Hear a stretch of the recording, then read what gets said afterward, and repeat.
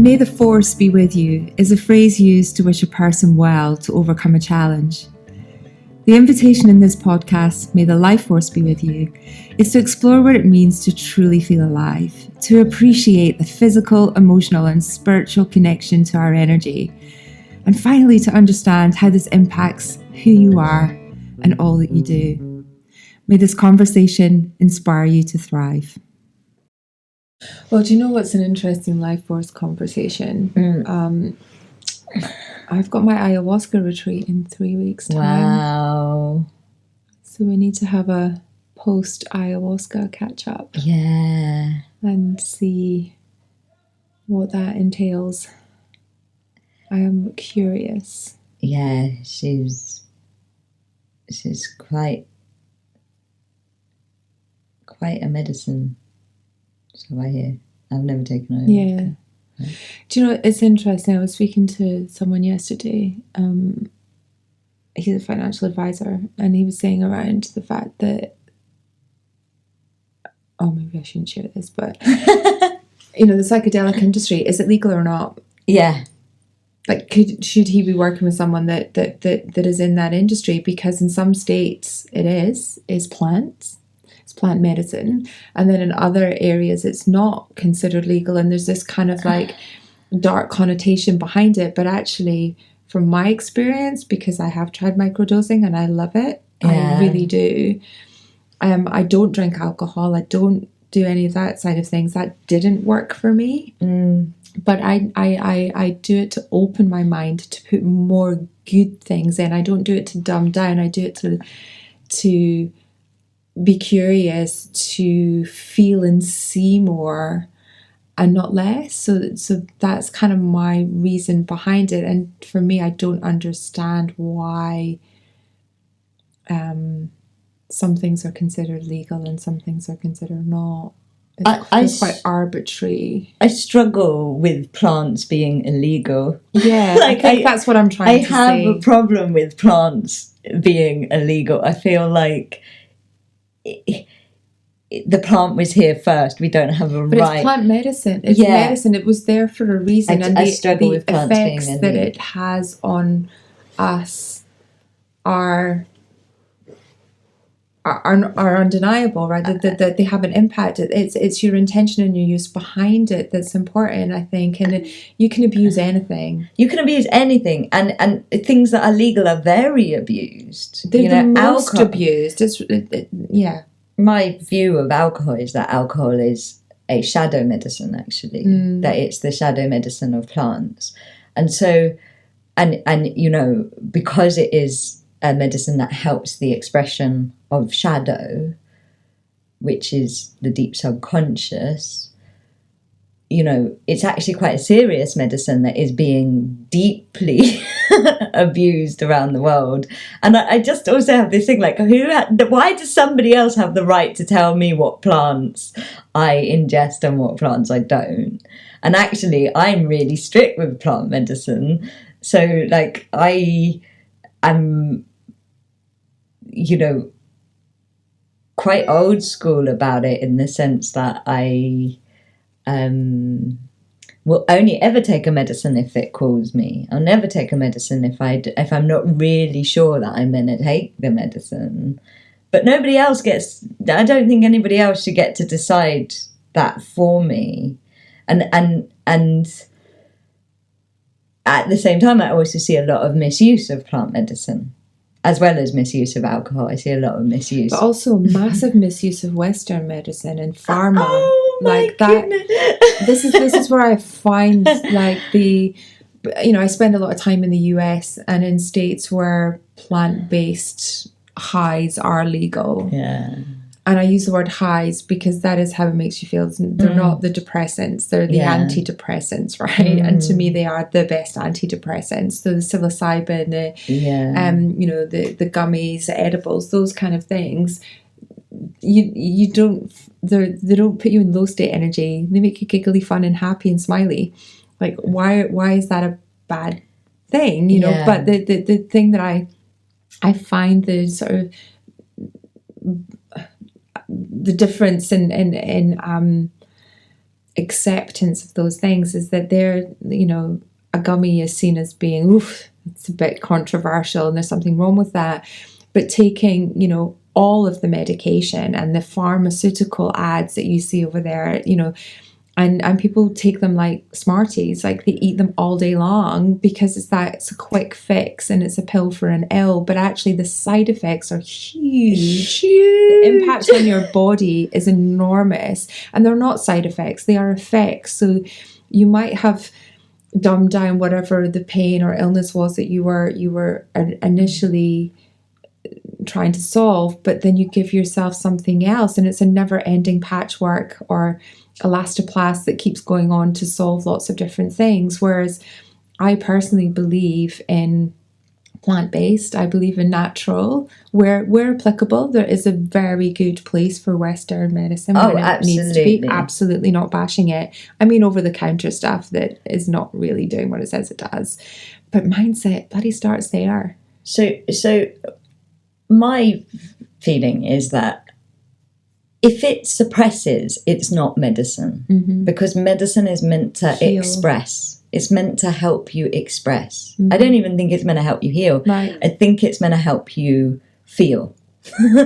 Like, it's meant to help the old medicines, ayahuasca included, she starts with the purge. Like they help you to see, they help you to feel, they help you to connect.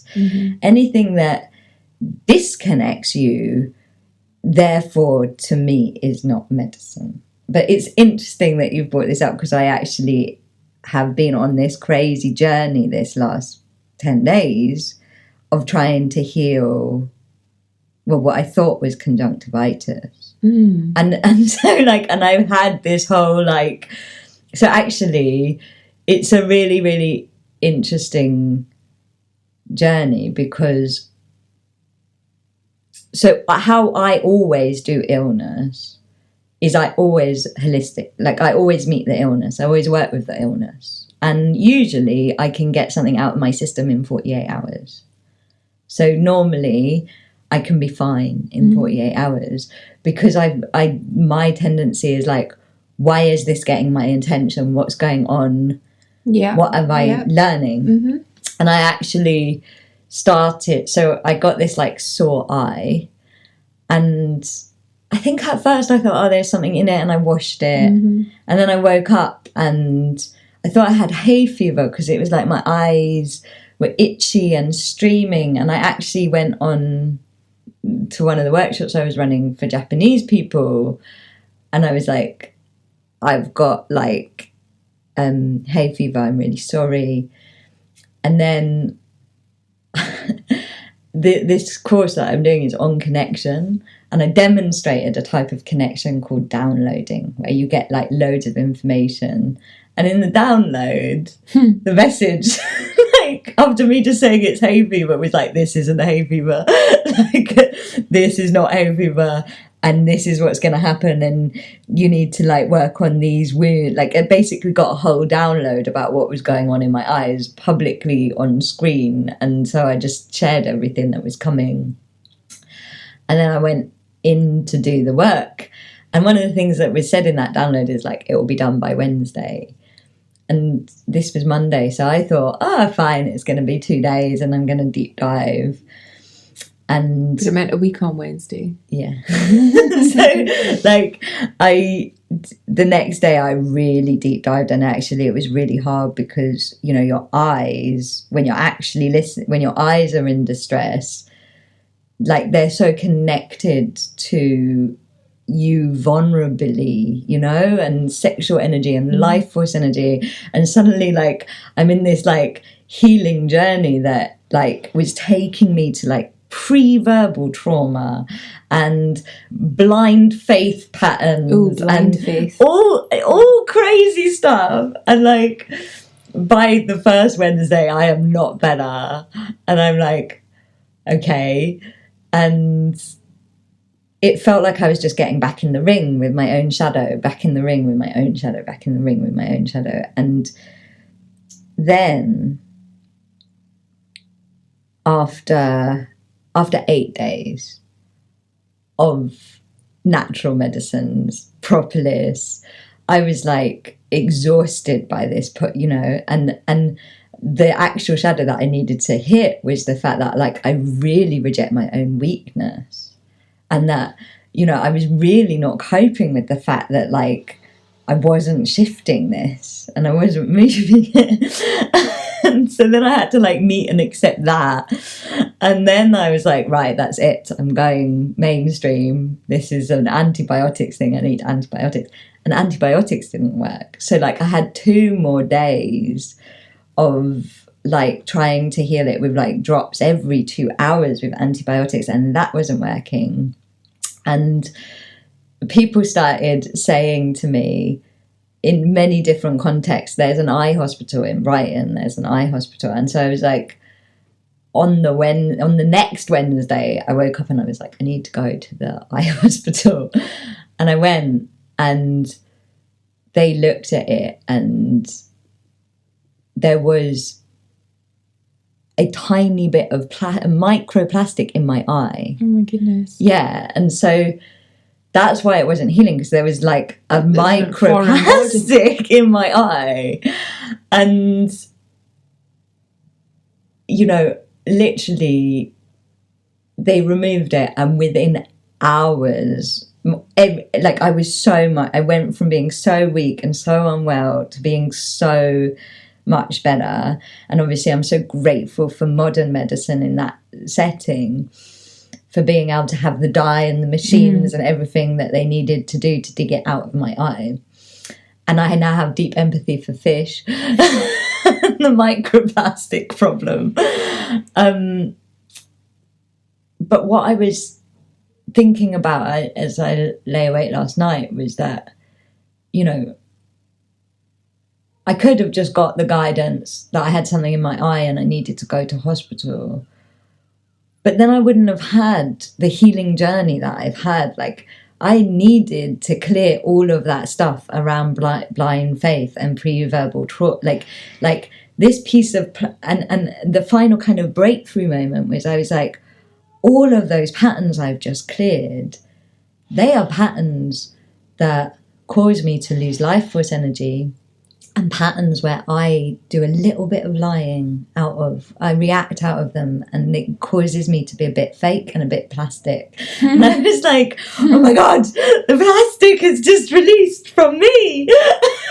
Like, and to me, I feel like with modern medicine, and sometimes in the plant medicine world, that's the bit that is missing, is the like, not just getting rid of the disease or the problem, but journeying with it. And of course, I needed the modern science to get the plastic out of my eye long term.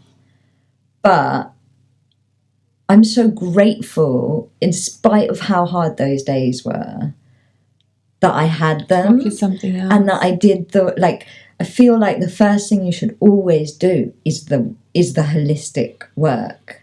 Because even if modern science or a plant medicine is the thing that fixes it in the end,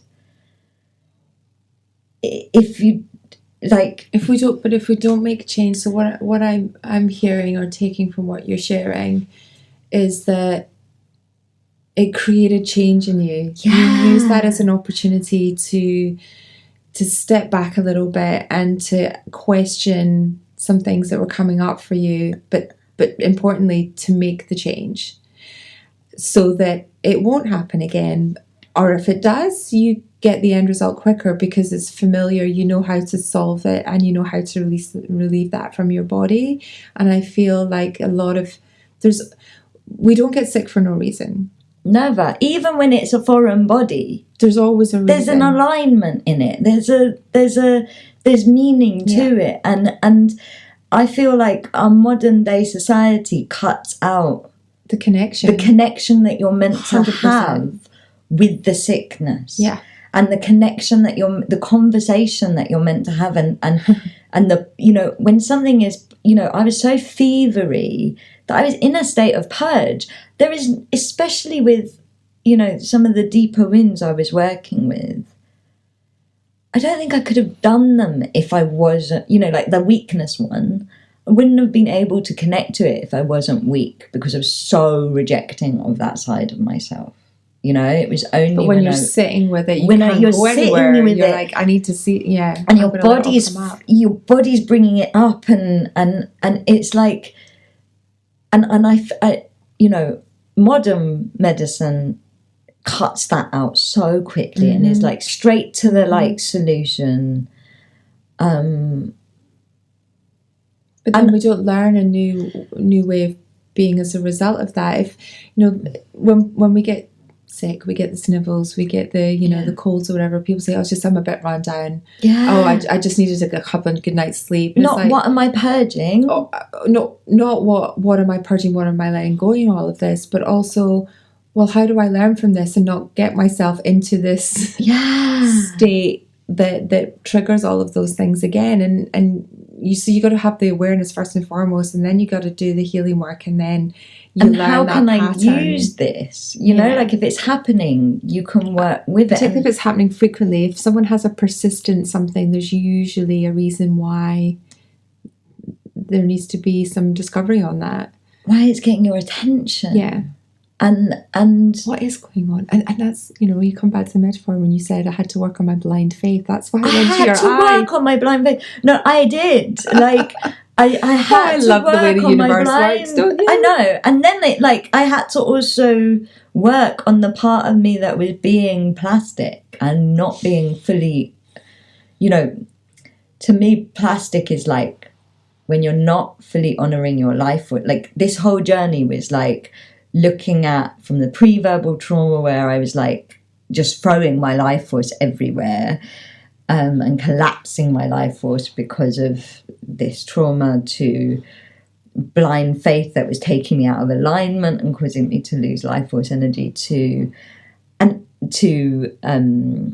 lying, which causes you to lose life force energy. And like I looked at all of it, and like essentially I could have got that download and it could have told me, you've got something in your eye, go to the doctor. That's what could have happened. And it didn't, because I needed to look at all that stuff. I needed that journey so much. Like, I'm so grateful for that bit of plastic. And I feel like in the plant medicine world and the modern medicine world, there is this mentality that the medicine will heal you. Mm-hmm. Medicine won't heal you. The medicine will, like, it might integrate or recalibrate, like them removing the plastic. That was, when it was removed from me, then the plastic could be removed. Or it will bring it up. Like, ayahuasca is going to bring it up for you. Yeah. And then it's like, what do you do with it? Exactly. Like, if you don't know what you do with it, exactly, then what's the point in bringing it up? Yeah. And that's where I think that there's this and thing that's of why like that kind of, responsibility with medicine. People need to know how to hold it, what to do with it. Like,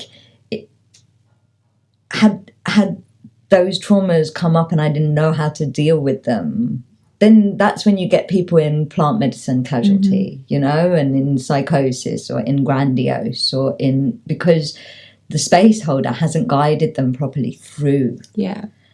And also because because of modern medicine, we've lost this thing of journeying with ourselves. Like, but we're like, go straight to the doctor. And I'm like, I don't want to give medical advice, but like for me personally, I would always go to the self first, because that's when the medicine is going to work the best. That's also true. And that's why, they were saying that my eye was going to be bad for 3 months. And it's not. It's no, like I'm looking at it. Like, I'm trying to figure out which you need to take all of these drops. It's damaged. It's going to be. And like, I know. And I am taking them a little bit just to like honor the modern medicine. But like, I know I won't be taking them for 3 months. It doesn't look because like it's better because I did the work. Yeah.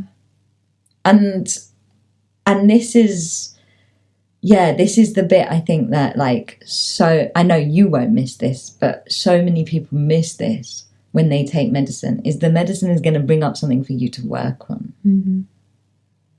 It's not going to heal you. It's going to bring up something for you to work on, to change, to see it. And you're going to be amazing at that because of the work that you do and the storytelling magic that you have and the piecing together that you have.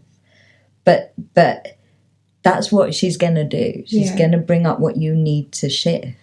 And that's why, to be honest with you, this is the time for me to explore this now, was that I have done the work. Exactly. I have done a lot of the self-exploration and healing and mindset, and in my own way, I've done that. And now I feel at a stage and of a level of curiosity in self to want to explore how to unlock more. And it's not for me, I don't see it as a, and I think your intention of why you do things is super duper important. So important. So my intention is not to use this as a trauma unlock.